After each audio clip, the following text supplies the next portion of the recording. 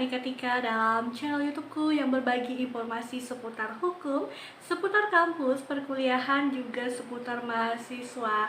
Nah, di video kali ini aku ingin lagi update nih untuk kalian mahasiswa akhir, khususnya mahasiswa hukum yang konsentrasinya adalah hukum pidana, terkait dengan ide topik untuk penelitian tugas akhir. Siapa tahu teman-teman di sini yang khususnya mahasiswa hukum pidana lagi kebingungan nih untuk cari judul penelitian. Nah, nanti disimak pembahasannya.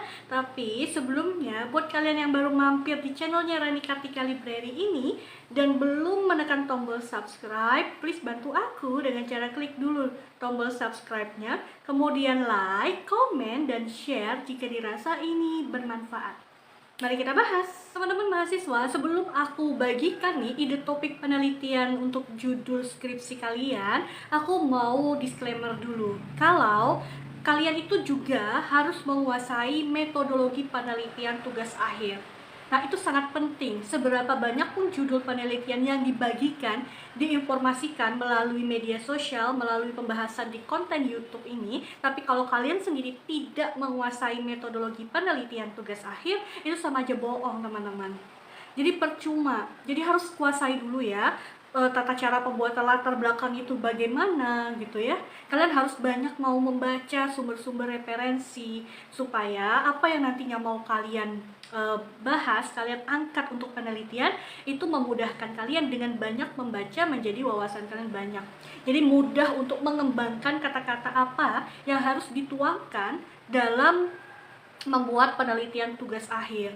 Karena ini pengalaman, kemarin ada salah satu mahasiswa gitu ya yang katanya menonton videoku tentang ide penelitian yang perdata, tapi kemudian diskusi melalui DM Instagram, dia ternyata belum menguasai. Dia pengen tertarik nih dengan judul, salah satu judul yang saya tawarkan gitu ya di konten tersebut pembahasannya, tapi ternyata dia sama sekali basic hukumnya aja itu dia belum menguasai. Jadi saya bilang banyak baca buku ya, coba diulang lagi hukum perdatanya seperti apa, biar kamu tahu dan nanti paham kalau memang mau mengangkat judul tersebut. Nah, itu sangat penting teman-teman.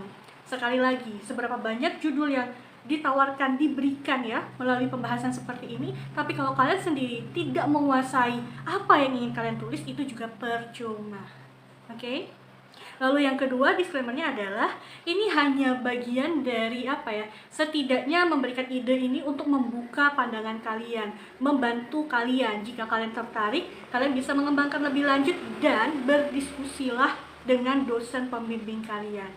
Jadi tidak harus kalian wajib nih ngambil topik yang diberikan oleh Bu Rani gitu ya. Enggak, teman-teman.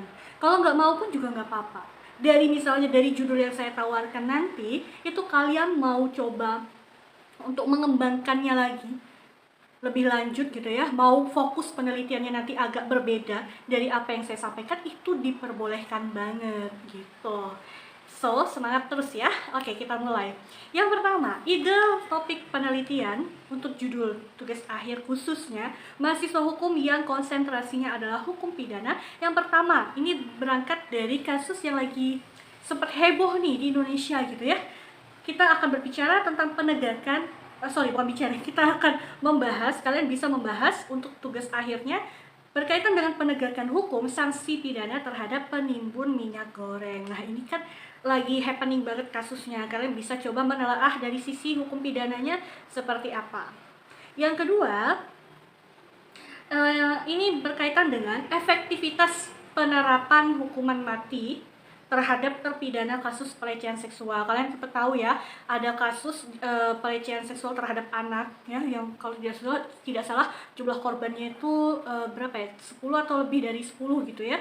Nah, terpidananya ini, terdakwanya ini kan dijatuhi hukuman mati ya. Nah, itu kalian bisa mencoba untuk menganalisa gitu ya, efektivitas hukuman mati itu apakah sekarang memang tepat untuk diberlakukan terhadap para pelaku kejahatan seksual, khususnya apalagi terhadap anak. Apa jangan-jangan penerapannya hanya pada kasus tersebut saja? Bagaimana dengan pelaku-pelaku kejahatan seksual lainnya? Nah, itu bisa kalian coba untuk analisa atau kalian teliti lebih lanjut. Dan yang ketiga, ini berkaitan dengan pro kontra penerapan hukuman mati di Indonesia ditinjau dari sudut pandang hukum hak asasi manusia. Nah, ini kan biasanya pro kontra nih, setiap mau memberlakukan hukuman mati gitu ya, pasti akan mendapat pertentangan dari sisi HAM. Nah, sebenarnya gimana nih gitu ya? Apa menjadi hambatan atau tantangannya gitu? Kalian bisa coba kembangkan lagi dari apa yang saya sampaikan untuk kalian teliti jika berminat. Yang keberapa lagi nih? Yang keempat, penegakan hukuman pidana atas kasus mafia tanah yang terjadi di Indonesia. Nah, ini juga sempat heboh waktu itu dari salah satu kasus artis gitu ya, yang ternyata dia mengalami kerugian gitu, asetnya ya kan, aset-asetnya tanah, bangunan segala macam. Ternyata di situ ada dugaan terjadi mafia tanah oleh oknum-oknum terkait. Nah, ini coba kalian tinjau dari sisi penegakan hukumnya.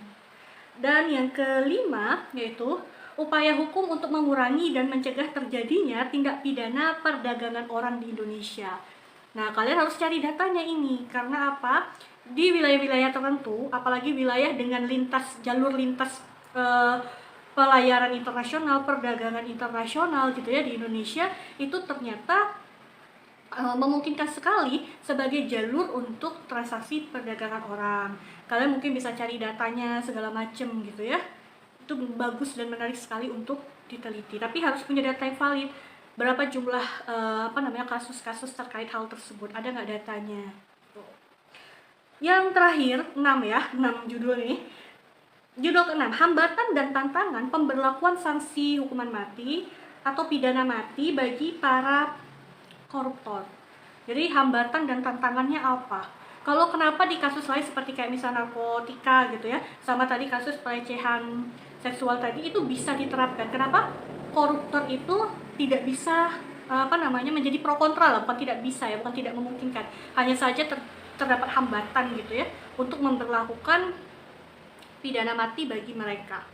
Nah, kenapa sih kendalanya gitu? Kalian bisa coba teliti sampai nggak bisa banget atau mendapatkan pertentangan banget, padahal sudah berkali-kali ya pernah kan di demo untuk ayo dihukum dipidana mati aja tuh para koruptor karena udah ngambil uang rakyat segala macam. Tapi kenyataannya pemberlakuan itu sangat sulit sekali diterapkan. Nah, itu kenapa kalian bisa coba teliti gitu teman-teman. Itu tadi dia 6 ide judul untuk topik penelitian tugas akhir yang aku tunjukkan untuk kalian mahasiswa hukum dengan konsentrasi hukum pidana. Semoga apa yang telah aku sampaikan tadi, kalau kalian berminat bisa kalian kembangkan lebih lanjut gitu ya. Bisa kalian diskusikan dengan dosen kalian di kampus, dosen pembimbing maksudnya. Dan kalian sendiri juga harus menguasai metodologi penelitiannya, berbanyak membaca sumber literatur yang berkaitan dengan topik penelitian yang ingin kalian analisis. Semoga kalian cepat selesai studinya gitu, tetap semangat, jangan pernah males. Kalau males nanti ketunda-tunda, lama selesainya. Oke, saksikan juga video-video aku yang lainnya seputar skripsi, tugas akhir, seminar proposal, atau seputar hukum lainnya di playlist channel aku. Silahkan dicek. Terima kasih. Assalamualaikum warahmatullahi wabarakatuh.